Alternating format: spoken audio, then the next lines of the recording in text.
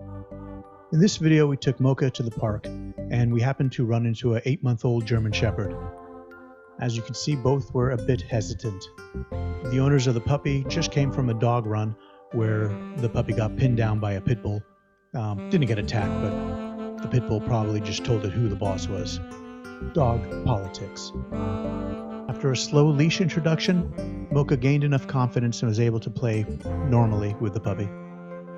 You'll see as the video progresses, the dogs get closer and closer until they're actually playing together.